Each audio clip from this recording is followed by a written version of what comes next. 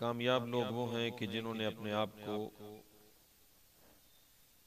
कुरान के अहकामात के मुताबिक ढाल लिया, और नाकाम लोग वो हैं कि जिन्होंने अल्लाह के अहकामात की नाफरमानी की। जिन लोगों ने जिंदगी में अल्लाह को राजी कर लिया, क़यामत के दिन अल्लाह पाक उन्हें इज्जतों से सरफराज फरमाएगा। और जिन लोगों ने दुनिया में अल्लाह को नाराज कर लिया, ना उनकी दुनिया अच्छी, ना उनकी कब्र अच्छी, ना उनकी आखिरत अच्छी है। हजरत सैयदना सालिम रहमतुल्लाहि ताला अलैहि फरमाते हैं, एक मर्तबा मुल्क रूम से कुछ कासिद सफीर उनके रूम के मुल्क के वो हजरत सैयदना उमर बिन अब्दुल अजीज के पास आए रहमतुल्लाहि ताला अलैहि। आपने फरमाया कि तुम मुझे ये बताओ कि जब तुम अपना बादशाह बनाते हो तो किस तरह बनाते हो।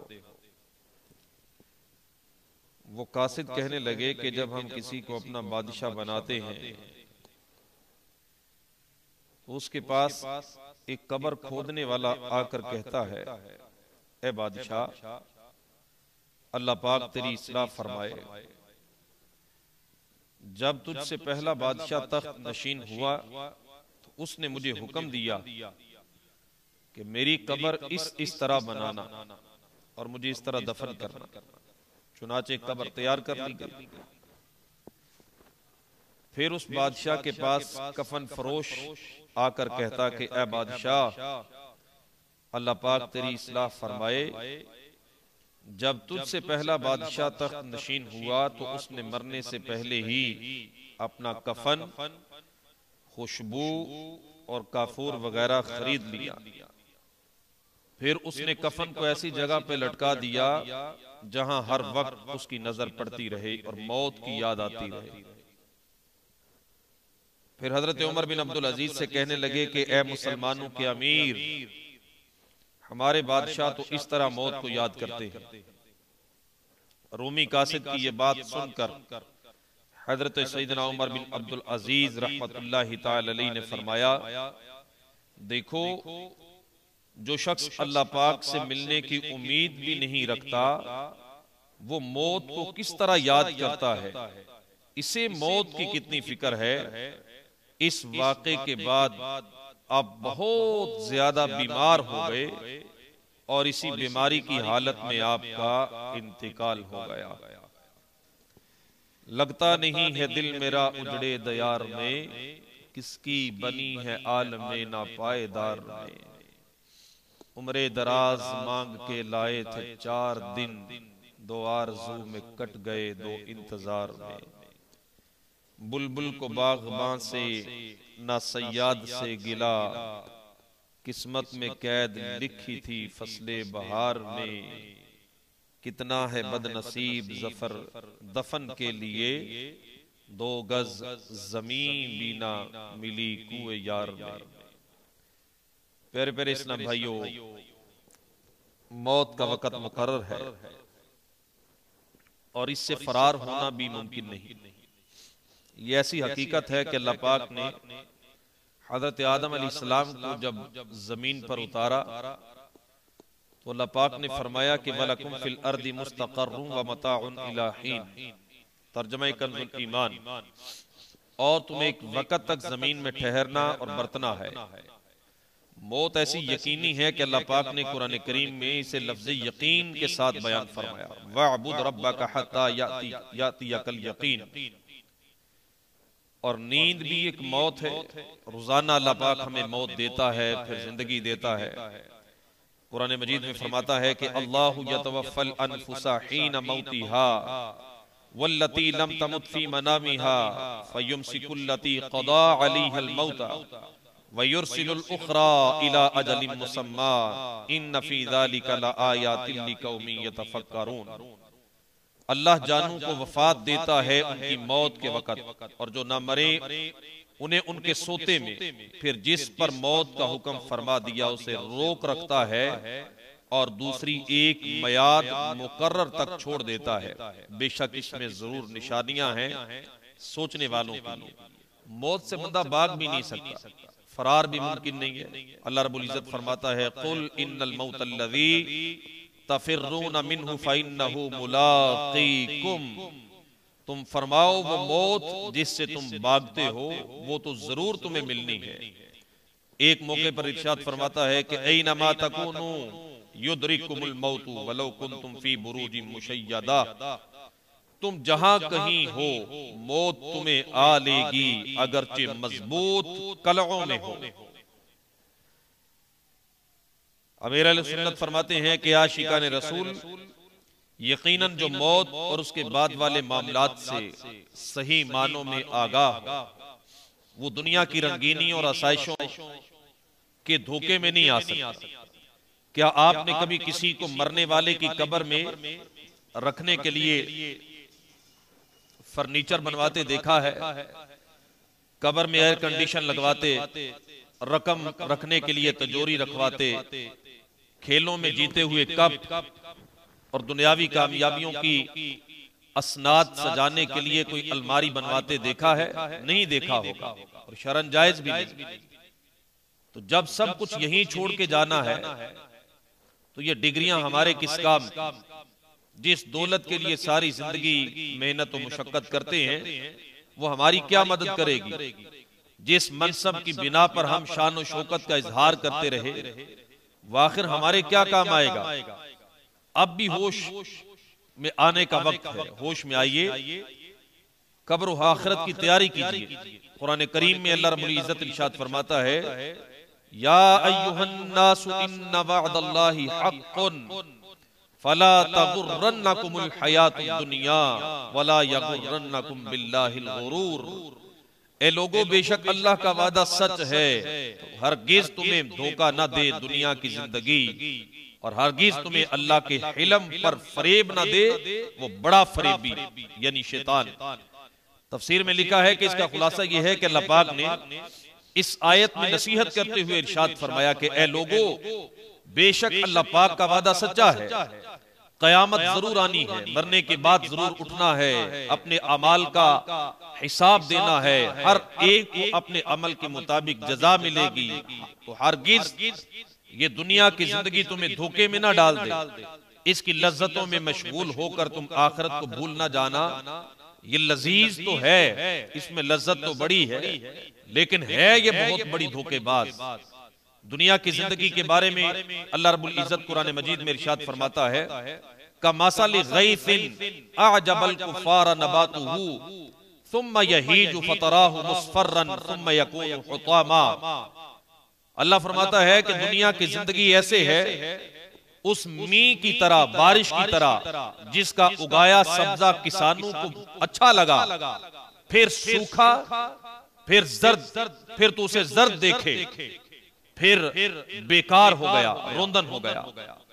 और एक जगह पर इरशाद फरमाता है कि इन्ना वअदल्लाहि हक़्क़ुन फला तगुर्रन्नकुमुल हयातुद दुनिया, बेशक अल्लाह का वादा सच्चा है तो हरगिज तुम्हें धोखा न दे दुनिया की जिंदगी। खिड़कियां बंद करवा, शोर आ रहा। हमें चाहिए कि दुनिया की रंगीनियों और उसकी लज्जतों में खोने की बजाय अपनी आखिरत की तैयारी में मसरूफ रहे। हजरत अब्दुल्लाह इब्न उमर रदियल्लाहु ताला अन्हुमा, हजरत उमर रदियल्लाहु ताला उनके बेटे, ये कहते हैं कि नबी पाक सल्लल्लाहु अलैहि वसल्लम ने मेरा कंधा पकड़ के मुझे कहा कि अब्दुल्लाह, दुनिया में यूं रहो जैसे मुसाफिर रहते हैं, या यूं रहो जैसे राह चलते। हजरत अब्दुल्लाह बिन उमर फरमाते हैं कि जब तुम शाम को पालो फिर सुबह का इंतजार न करो, और सुबह को पालो तो फिर शाम की उम्मीद न रखो। अपनी तंदुरुस्ती से बीमारी के लिए और जिंदगी से मौत के लिए कुछ सामान जमा करो। दुनिया में रहते हुए अपनी जिंदगी से अपनी मौत के लिए, अपनी आखिरत के लिए सामान जमा करो। और ताजदार रिसालत सल्लल्लाहु अलैहि वसल्लम और अंबिया किराम अलैहिमुस्सलाम के वाकयात को पढ़ के देखें, वो मौत को बकसरत याद करते थे और लोगों को इसकी याद दिलाया करते थे। चुनाचे रिवायात में आता है कि हजरत ईसा अलैहिस्सलाम जब मौत का जिक्र सुनते तो उनके जिस्म के खून के कतरे गिरने लगते, और हजरत दाऊद अलैहिस्सलाम जब मौत और कयामत का जिक्र करते तो इनकी सांसें उखड़ जाती और बदन पर लर्जा तारी हो जाता। जब रहमत का जिक्र करते तो फिर इनकी हालत संभल जाती। रसूल अकरम सल्लल्लाहु अलैहि वसल्लम ने इरशाद फरमाया, जब मैं अपनी आंखें झपकता हूं तो मुझे ये गुमान होता है कि मेरी पलकें मिलने से पहले मेरी रूह कब्ज कर ली जाएगी। यानी मौत इतने करीब है।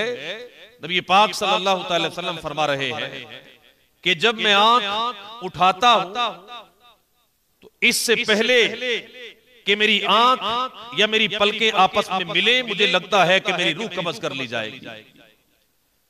और फरमाते हैं कि जब कोई लुकमा मुंह में डालता हूं, नबी करीम सल्लल्लाहु अलैहि वसल्लम फरमाते हैं, मैं जब कोई लुकमा मुंह में डालता हूं तो महसूस होता है कि ये लुकमा गले से उतरते वक्त मेरी मौत का सबब बन जाएगा।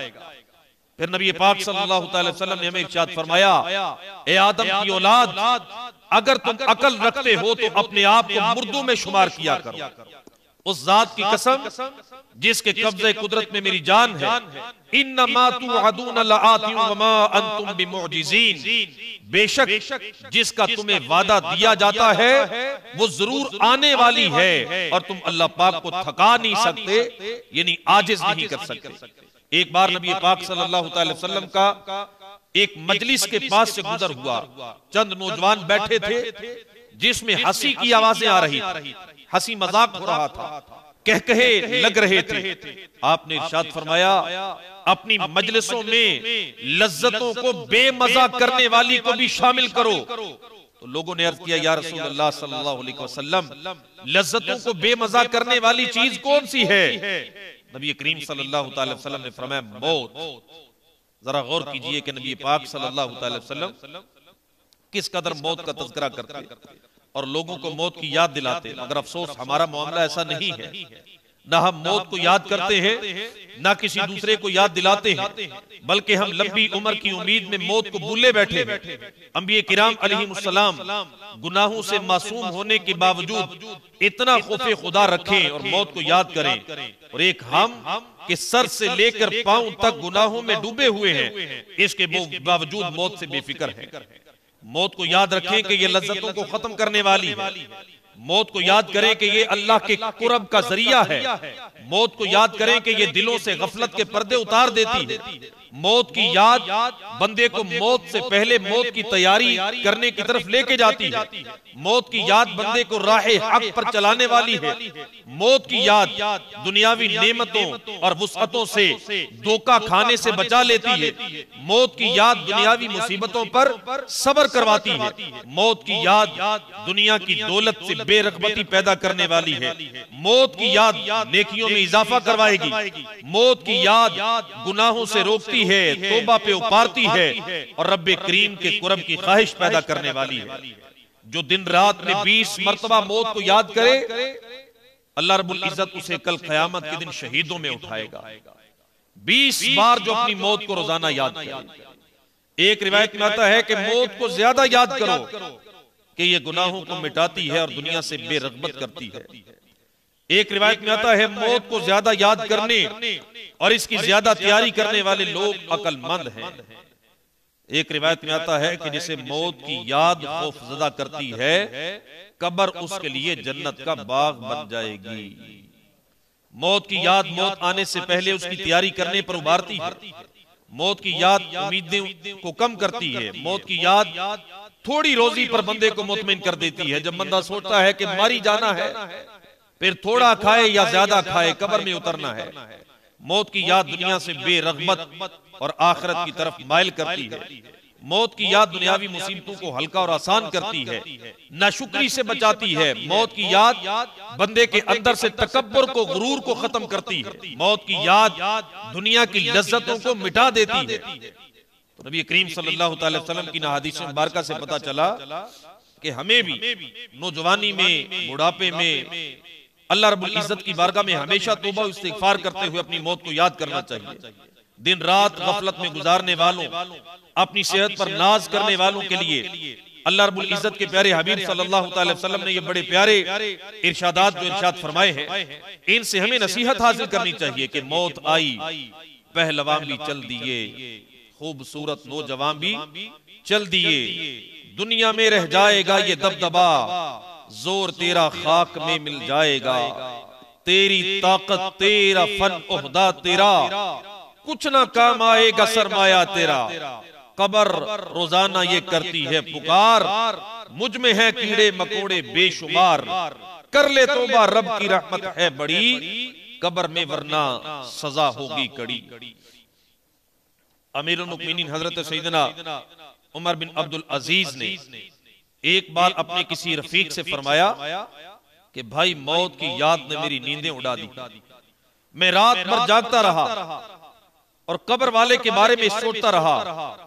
ए भाई, अगर तुम 3 दिन बाद मुर्दे को उसकी कब्र में देखो तो एक तवील अरसे तक जिंदगी में उसके साथ रहने के बावजूद, यारी दोस्ती के बावजूद, रिश्तेदारी के बावजूद, अगर तुम 3 दिन के बाद किसी की कब्र खोल के देखोगे, तुम्हें उसकी मैयत से, उसके वजूद से वहशत आएगी।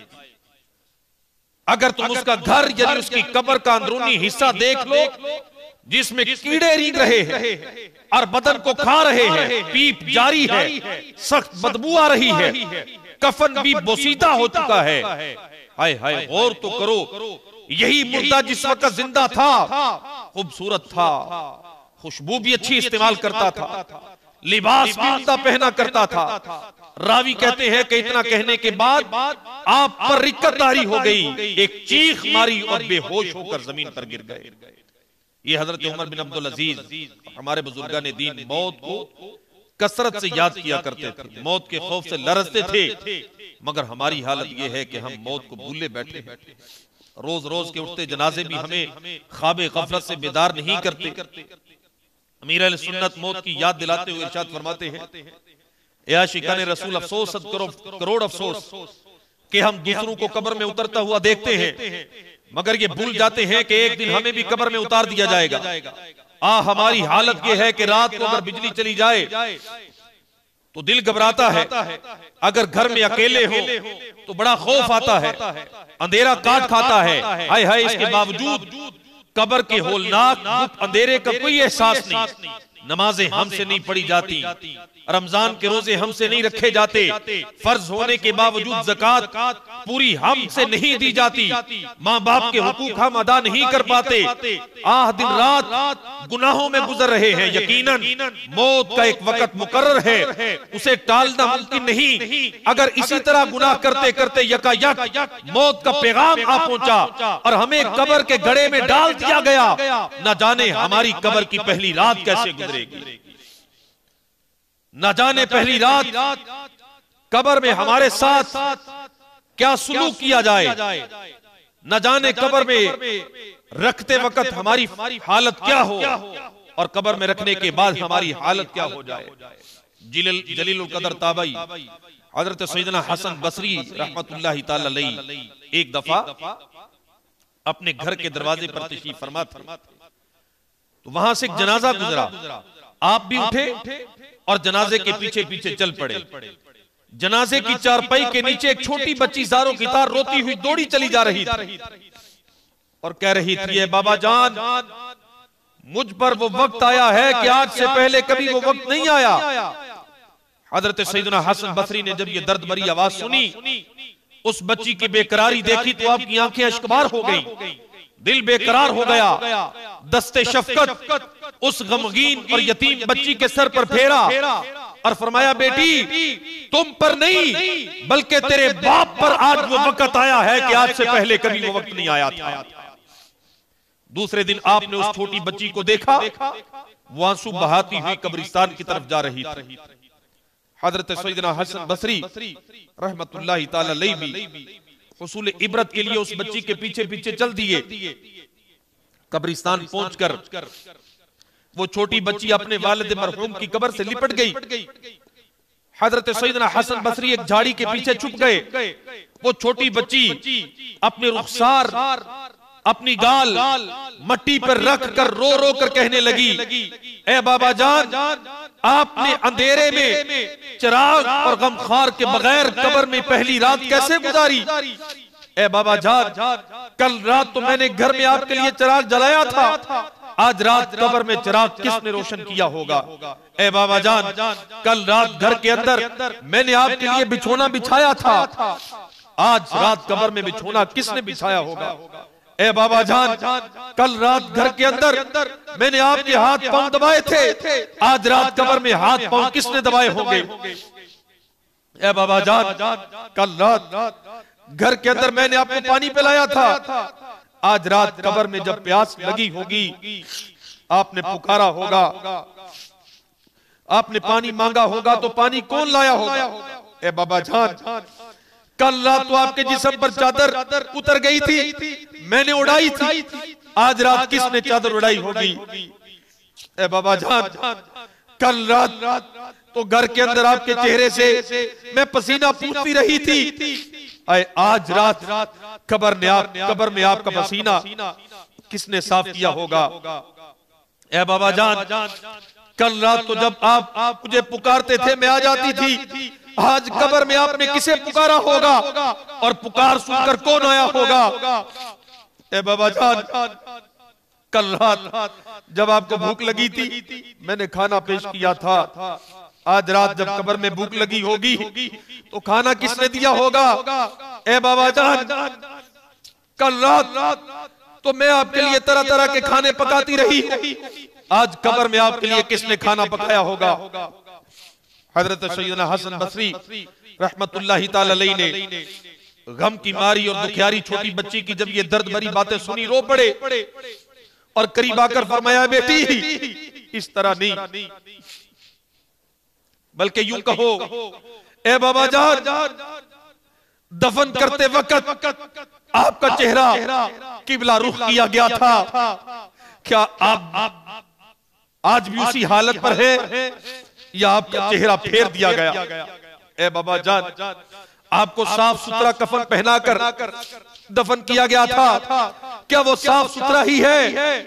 ए बाबा जान, आपको कब्र में सही सलामत बदन के साथ रखा गया था, क्या आज भी आपका जिस्म सलामत है या उसे कीड़ों ने खा लिया? ए बाबा जान, उलमा फरमाते हैं कि कब्र में पहली रात बंदे से ईमान के बारे में सवाल किया जाता है, तो कोई जवाब देगा और कोई मायूस रहेगा। ए बाबा जान, आपने सवालों के सही जवाब दिए या नाकाम हो गए?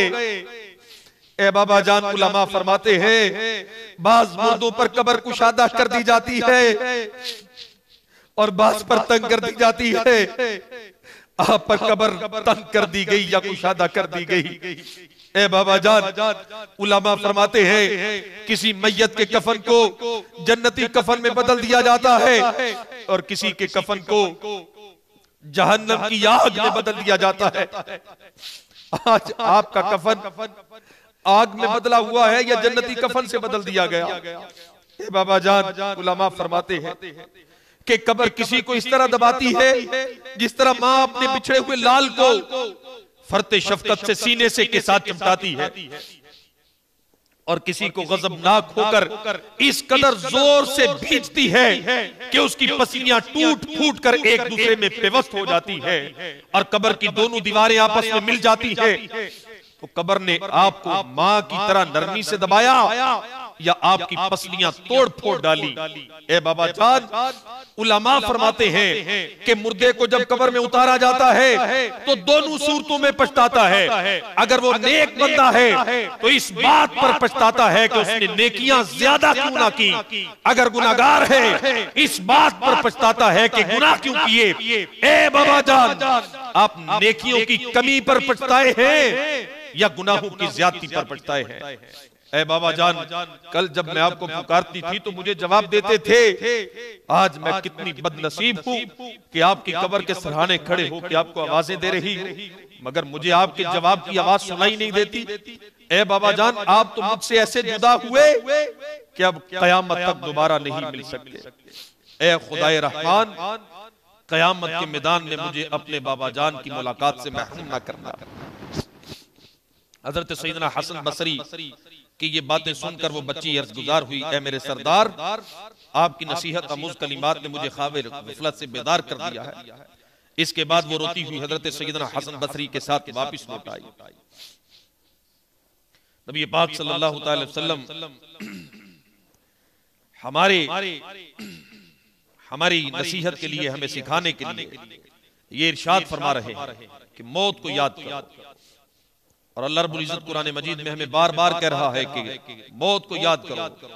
दुनिया बहुत बड़ा धोखा है, बेवफा दुनिया पे मत कर एतबार, तू अचानक मौत का होगा शिकार। मौत आकर ही रहेगी याद रख, जान जाकर ही रहेगी याद रख। गर जहां में 100 बरस तू जी भी ले, कब्र में तन्हा कयामत तक रहे। जब फरिश्ता मौत का छा जाएगा, फिर बचा कोई न तुझको पाएगा। मौत आई पहलवान भी चल दिए, खूबसूरत नौजवान भी चल दिए, दुनिया में रह जाएगा ये दबदबा। जोर तेरा खाक में मिल जाएगा, तेरी ताकत तेरा फन ओहदा तेरा कुछ ना काम आएगा सरमाया तेरा। कब्र रोजाना ये करती है पुकार, मुझ में है कीड़े मकोड़े बेशुमार। याद रख, याद रख, मैं हूं अंधेरी कोठड़ी, तुझको होगी मुझ में सुन वहशत बड़ी। मेरे अंदर तू अकेला आएगा, हाँ मगर आमाल लेता आएगा। नरम बिस्तर घर पे ही रह जाएंगे, तुझको फर्शे खाक पर दफनाएंगे। गुप्त अंधेरी कब्र में जब जाएगा, बेअमल बे इंतहा घबराएगा। काम मालो जर नहीं कुछ आएगा, गाफिल इंसान याद रख पछताएगा। जब तेरे साथी तुझे छोड़ आएंगे, कब्र में कीड़े तुझे खा जाएंगे। कब्र में तेरा कफन फट जाएगा, याद रख नाजुक बदन फट जाएगा। तेरा एक एक बाल तक जड़ जाएगा, ये खूबसूरत जिस्म सब सड़ जाएगा।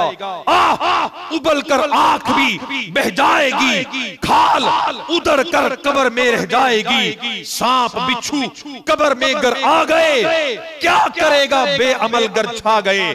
गोरे नेका बाग होगी खुल्द का, मुजरिमों की कब्र दोज़ख का गड़ा। खिलखिलाकर हंस रहा है बेखबर, कब्र में रोएगा चीखें मार कर ले तौबा रब की रहमत है बड़ी। कब्र में वरना सजा होगी कड़ी। नबी पाक सल्लल्लाहु अलैहि वसल्लम ने फरमाया, कब्र या तो जन्नत के बागों में से एक बाग है, या जहन्नम के गढ़ों में से एक गड़ा है। हजरत सैयदना इमाम मोहम्मद बिन मोहम्मद गजाली रहमतुल्लाहि ताला अलैहि नज़ा की तकलीफ की शिद्दत और उसकी कैफियत की मंजरकशी करते हुए इरशाद फरमाते हैं, नज़ा उस तकलीफ का नाम है जो बराह रास्त रूह पर नाजिल होती है, तमाम अज्जा को घेर लेती है, यहाँ तक कि रूह का वो हिस्सा भी तकलीफ महसूस करता है जो बदन की गहराइयों में होता है। नज़ा की तकालीफ तमाम बदन में यूं फैल जाती है कि हर रग पट्टे हिस्से और जोड़ से रूह खींची जाती है। हर बाल की जड़ से यहां तक के सर से लेके पांव तक की खाल के हर हिस्से से रूह निकाली जाती है। लिहाजा उस वक्त की तकलीफ और दर्द का अंदाजा कौन कर सकता है। बुजुर्गों ने तो यहां तक फरमा दिया कि मौत की तकलीफ तलवार के वार, आरे के चीरने और कैंची के काटने से भी ज्यादा तकलीफ है। क्योंकि जब तलवार का वार बदन पर पड़ता है तो बदन इस वजह से तकलीफ महसूस करता है कि इसका रूह के साथ ताल्लुक है। अंदाजा करो उस वक्त किस कदर तकलीफ होगी कि जब तलवार बदन पर नहीं बराह रास्त हमारी रूह पर पड़ेगी। जब किसी को तलवार से जख्मी किया जाए तो वो मदद मांग सकता है, चीख पुकार कर सकता है, क्योंकि उसकी जबान और जिस्म में ताकत मौजूद है। जबकि जिसकी मौत का वक्त आ जाता है वो आवाज भी नहीं निकाल सकता, चीखो पुकार भी नहीं कर सकता, क्योंकि तकलीफ की वजह से उसकी आवाज खत्म हो जाती है। मौत की तकलीफ उसके दिल पर गलबा कर लेती है। मौत की तकलीफ पूरे बदन की ताकत छीन कर हर हिस्से को कमजोर कर देती है। मौत की तकलीफ किसी भी हिस्से में मदद मांगने की ताकत रहने नहीं देती। मौत की तकलीफ सोचने समझने की सलाहियत पर गालिब आकर बंदे को हैरान और परेशान कर देती है। मौत की तकलीफ जबान को गूंगा और जिस्मानी हिस्सों को बेजान कर देती है। यही वजह है कि अगर कोई शख्स नज़ा के वक्त रोना भी चाहे तो नहीं रो सकता, चिल्लाना भी चाहे तो नहीं चिल्ला सकता, मदद मांगना चाहे नहीं मांग सकता। अगर कुछ ताकत बाकी भी हो उस वक्त हलक और सीने से गरगरे की आवाज आती है, जैसे बैल डकार मारते हैं, जानवर डकार मारते हैं, इस तरह की आवाज निकलती है। रंग मटियाला हो जाता है मिट्टी की तरह का, हर रग से रूह निकाली जाती है, जिसकी वजह से तकलीफ जिस्म के अंदर और बाहर हर जगह फैल जाती है। आंखों के ढेले तकलीफ की वजह से ऊपर चढ़ जाते हैं, होंठ सूख जाते हैं, जबान सुकड़ जाती है, उंगलियां नीली पड़ जाती हैं। जिस बदन की हर रग से रूह निकाली जा चुकी हो उसकी हालत मत पूछो, क्योंकि अगर जिस्म की एक रग भी खींची जाए बड़ी तकलीफ होती है। लेकिन जरा गौर तो करो, एक रग नहीं, पूरी रूह को एक एक रग से निकाला जाता है, एक एक रग से खींचा जाता है, किस कदर तकलीफ होती होगी। फिर आहिस्ता आहिस्ता जिस्म के हर हिस्से पर मौत तारी होती है। पहले कदम ठंडे होते हैं, फिर पिंडलियां, फिर रानें ठंडी पड़ जाती है। यूं जिस्म के हर हिस्से को सख्ती के बाद सख्ती, तकलीफ के बाद तकलीफ का सामना करना पड़ता है, यहां तक कि रूह हलक तक खींच ली जाती है। यही वो वक्त होता है जब मरने वाले की सारी उम्मीदें खत्म हो जाती, दुनिया वालों से उसकी सारी उम्मीदें खत्म हो जाती, फिर हसरत, नदामत, फिर बंदा पीछे मुड़ के देखता है मैंने जिंदगी में क्या किया है, मैं जिंदगी में कमा के क्या लाया, मैं लेके क्या जा रहा। उस वक्त बंदा अपनी जिंदगी से मायूस हो जाता है। फिर वो अपनी आखिरत की तरफ देखता है, फिर उसे अगली कब्र नजर आती है, मैदान हशर नजर आता है।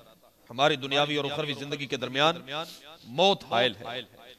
जिसने हमसे ये घाटी अबूर कर ली वो कभी वापस नहीं आएगा। लिहाजा मौत की इस पुरखतर घाटी को याद रखें कि जिसे एक बार पार कर लिया फिर वापस नहीं आ सकता।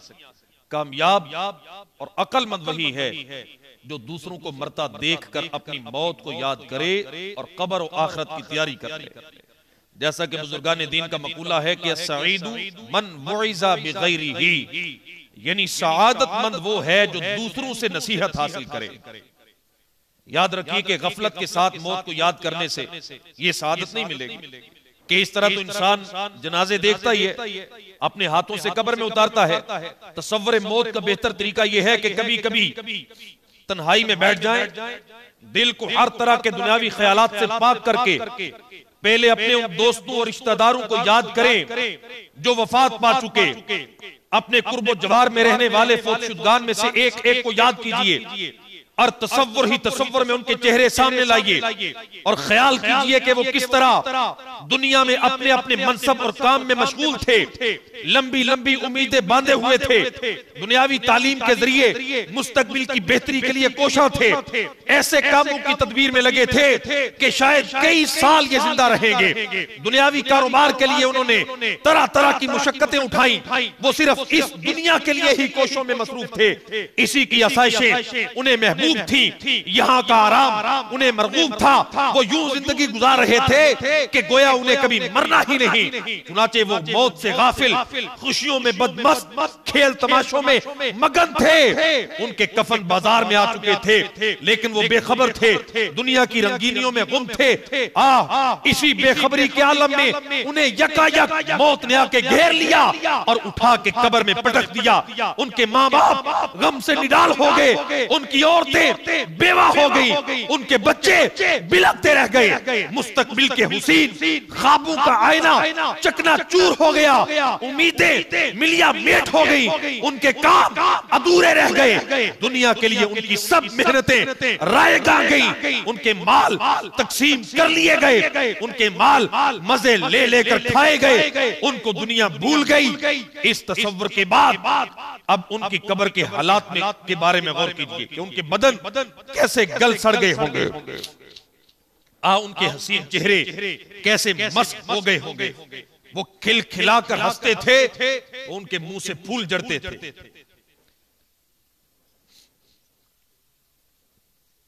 मगर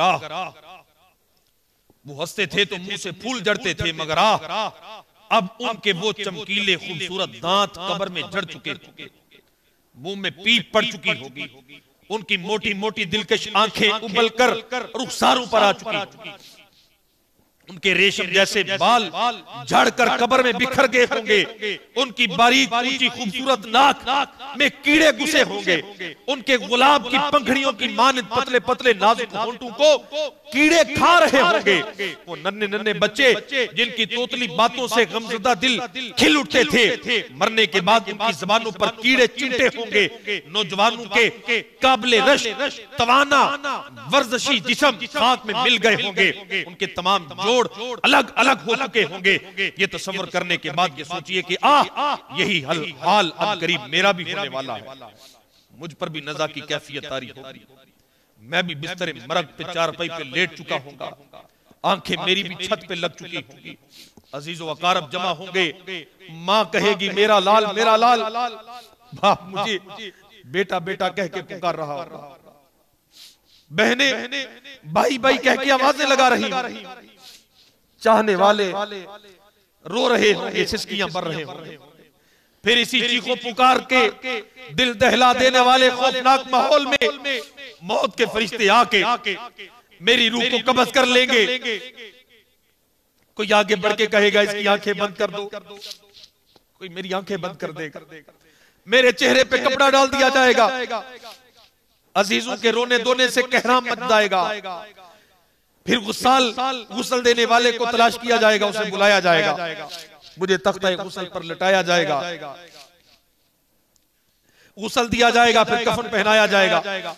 आहो फुगां के शोर में उस घर से मेरा जनाजा निकलेगा जिस घर में मैंने सारी उम्र गुजारी थी। कल जिन्होंने मेरे नाज उठाए थे, आज वो मेरा जनाजा उठा के कब्रिस्तान की तरफ चल पड़ेंगे। फिर मुझे कब्र में उतार कर मेरे अजीज अपने हाथों से मेरे चेहरे पे मिट्टी डालेंगे। फिर कब्र की तारीकियों में मुझे तन्हा छोड़कर सब के सब वापस पलट जाएंगे। मेरा दिल बहलाने के लिए कोई वहां ठहरेगा नहीं। हाय हाय, फिर कब्र में मेरा जिस्म गलना सड़ना शुरू हो जाएगा, इसे कीड़े खाना शुरू कर देंगे। वो कीड़े पता नहीं मेरी सीधी आंख पहले खाएंगे या उल्टी आंख पहले खाएंगे, मेरी जबान पहले खाएंगे या मेरे होंठ पहले खाएंगे। हाय हाय, मेरे बदन पर किस कदर आजादी के साथ ये कीड़े रींग रहे होंगे, मैं इन्हें हटा भी नहीं सकूंगा।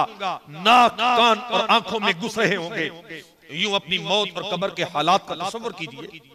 फिर मुनकर नकीर की आमद, उनके सवालात, अजाब कब्र का ख्याल दिल में लाइए, अपने आप को इन पेश आने वाले मामला से डराइए और खुदा के लिए रोजाना इस तरह अपना मुहासबा कीजिए। इंशाअल्लाह इस तरह करने से मौत का तसव्वुर हमारे दिलों में पैदा होगा, नेकियां करने और गुनाहों से बचने का ज़हन बनेगा। मौत की याद के लिए तसव्वुर मौत का कायम करने के लिए अपने से पहले बुजुर्गों के वाकयात पढ़ने चाहिए, उनकी जिंदगियों को देखना चाहिए। अक्लमंद वही है जो मौत से पहले मौत की तैयारी करते हुए नेकियों का जखीरा इकट्ठा कर ले, कब्र की रोशनी का इंतजाम कर ले, वरना कब्र हरगिज लिहाज नहीं करेगी कि मेरे अंदर कौन आया है, अमीर है या फकीर है, वजीर है या मशीर है, हाकिम है या महकूम है, अफसर है या नौकर है, सेठ है या मुलाजिम है। कब्र कुछ नहीं देखती। डॉक्टर, मरीज, ठेकेदार, मजदूर, आलिम, फाजिल, जाहिल, कब्र सबके लिए बराबर, वो किसी का लिहाज नहीं करती। अगर किसी के साथ भी तोशे आखिरत में कमी रही, नमाजें कज़ा की, रमजान के रोजे छोड़े, फर्ज होते हुए भी ज़कात ना दी, हज फर्ज था मगर अदा न किया, गैर औरतों से पर्दा ना किया, माँ बाप की नाफरमानी की, झूठ, गीबत, चुगली ये आदतें बना ली, फिल्में ड्रामे देखते रहे, गाने बाजे सुनते रहे, दाढ़ी मुंडवाते या एक मुट्ठी से घटाते रहे, अलगर्ज खूब गुनाहों का बाजार गर्म रखा, तो अल्लाह पाक और उसके रसूल की नाराजगी की सूरत में कब्र में जाके सिवाय हसरत और नदामत के कुछ हाथ ना आएगा। लेकिन इसके बरअक्स अगर आपने अल्लाह पाक की रजा वाले कामों में अपने आप को मशगूल रखा, फर्ज नमाजें पढ़ी, साथ साथ नवाफिल भी पढ़े, रमजान के अलावा नफली रोजे भी रखे, ज़कात फर्ज होने की सूरत में अदा की, फर्ज हुआ तो हज भी अदा किया, सूरत के साथ सीरत को भी आका करीम सल्लल्लाहु अलैहि वसल्लम की सुन्नतों का आईनादार बना लिया, तो इंशाल्लाह अल्लाह करीम के फजलो करम से ईमान सलामत लेकर दुनिया से चले गए तो इंशाल्लाह कब्र में कयामत आने तक अल्लाह की रहमतों का दरिया मौजे मारता रहेगा। कब्र में जन्नत की खिड़की खोल दी जाएगी, जन्नती बिस्तर बिछा दिए जाएंगे और कयामत तक के लिए कहा जाएगा कि सो जा, ऐसे सो जा बेफिक्र होके कि जैसे पहली रात की दुल्हन सोती। हजरत सैयदना अबू लैस समरकंदी फरमाते हैं जो कब्र की तन्हाई और घबराहट से बचना चाहता हो उसे चाहिए कि 4 चीजों को इख्तियार करे और 4 चीजों को छोड़ दे। वो चीजें जिन्हें इख्तियार करके बंदा कब्र की तन्हाई और घबराहट से बच सकता है, फरमाया पहला अमल उनमें नमाज है। अल्लाह पाक ने नबी करीम सल्लल्लाहु अलैहि वसल्लम ने भी फरमाया कि 5 नमाजें अल्लाह ने फर्ज की हैं। जो इन नमाजों के लिए बेहतर तरीके से वुजू करे, इन्हें इनके वक्त में अदा करे, रुकू सजदा और खुशू पूरी तरह अदा करे, अल्लाह पाक के जिम्मे करम पर है कि अल्लाह उस बंदे की बख्शिश और मग़फ़िरत फरमा देता है। दूसरा अमल फरमाया कि सदका करो, कब्र की तारीकी को रोशनी में बदलने के लिए और कब्र की वहशत को इत्मीनान और सुकून में बदलने का एक जरिया यह है कि अल्लाह की राह में सदका किया जाए। फरमाने मुस्तफा सल्लल्लाहु अलैहि वसल्लम है, इन्नस सदक़ता लतुत्फ़िउ अला अहलिहा हर्रल कुबूर, बेशक सदका करने वालों को सदका कब्र की गर्मी से बचा लेता है।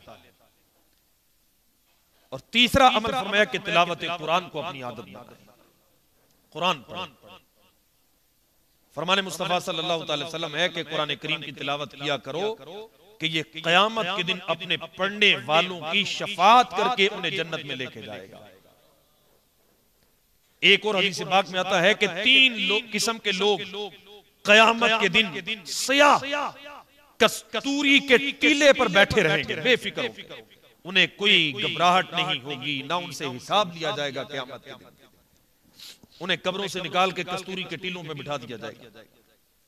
उनमें से एक वो शख्स है कि जिसने अल्लाह की रजा के लिए कुरान करीम की तिलावत की, लोगों की इमामत की, जबकि लोग उससे खुश हों। तो हमें अपने आप को तिलावत कुरान का भी आदी बनाना चाहिए।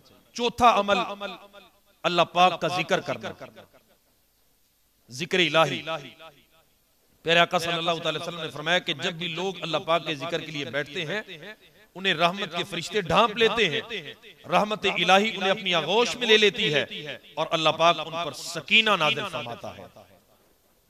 और वो 4 अमल जिनसे बचकर बंदा अपनी कब्र को रोशन कर सकता है, उनमें पहला अमल है झूठ। नबी पाक सल्लल्लाहु अलैहि वसल्लम ने फरमाया कि झूठ गुनाह की तरफ लेके जाता है और गुनाह जहन्नम की तरफ लेके जाता है।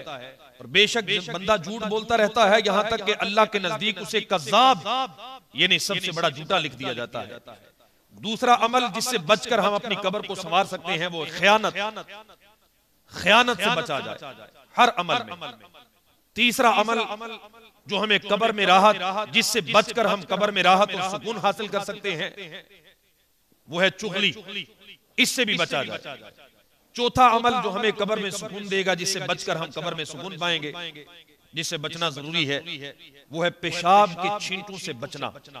नबी पाक सल्लल्लाहु अलैहि वसल्लम ने फरमाया कि अज़ाब कब्र अमूमन पेशाब के छींटों से ना बचने की वजह से होता है। और एक रिवायत में फरमाया कि कब्र का अज़ाब पेशाब के छींटों से ना बचने की वजह से होता है, लिहाजा इससे बचो। तो ये 4 चीजें वो हैं जो कब्र को रोशन करेंगी और 4 अमल वो हैं जो कब्र के अजाब का बायस बनते हैं। हमें इन 4 बातों को अपनाना चाहिए जो हमारी कब्र को रोशन करें और उन 4 अमाल से बचना चाहिए जो हमारी कब्र को तारीक करें या हमारी कब्र के अजाब का बायस बने। तो वो 4 अमल जो हमने करके अपनी कब्र को रोशन करना है, उनमें आप गौर करें कि नमाज सबसे पहला है, फिर आप देखें कि उसमें सदका, अल्लाह की राह में सदका रोजाना दें, भले 10 रुपए ही दे दें, 5 रुपए ही दें, 20 रुपए ही डालें, अपने घर में गल्ला रखें या मस्जिद का गल्ला रास्ते में आता है, जितनी अल्लाह ने तौफीक दी है रोजाना सुबह सदका दिया करें, अपनी आदत बनाएं। इसी तरह कुरान की तिलावत को रोजाना रखें, भले एक आयत ही पढ़ें, मैं कहता ज्यादा नहीं, एक सिपारा भी पढ़ेंगे तो मरहबा, लेकिन एक आयत भी पढ़े ना तो रोजाना पढ़े। इसको रोजाना सुबह अपना मामूल बना ले कि मैंने कुरान पाक की तिलावत करके घर से निकलना है। इसी तरह अल्लाह पाक का जिक्र, इसको भी रोजाना पर लेकर आए, अपनी जबान को आदी बनाए। सुबहान अल्लाह वल्हम्दुलिल्लाह ला इलाहा इल्लल्लाह वल्लाहु अकबर, ये 4 जुमले हैं। सुबहान अल्लाह, अल्हम्दुलिल्लाह, ला इलाहा इल्लल्लाह और अल्लाहु अकबर। नबी पाक सल्लल्लाहु अलैहि वसल्लम ने फरमाया कि जो बंदा ये 4 जुमले अपनी जबान से अदा करेगा, अल्लाह पाक उसके लिए जन्नत में उसके नाम के 4 दरख्त लगा देगा। और फरमाया कि एक दरख्त इतना बड़ा होगा कि उसके साए में अगर 70 साल तेज घोड़ा दौड़ता रहे फिर भी उसका साया खत्म नहीं होगा। एक दरख्त इतना बड़ा होगा। देर कितनी लगती है? सुभान अल्लाह, अल्हम्दुलिल्लाह, ला इलाहा इल्लल्लाह और अल्लाहु अकबर। यानी 100 बार भी अगर हम रोजाना ये पढ़ना चाहें तो मुश्किल नहीं है। इन चीजों को अपनी आदतों में शामिल करें।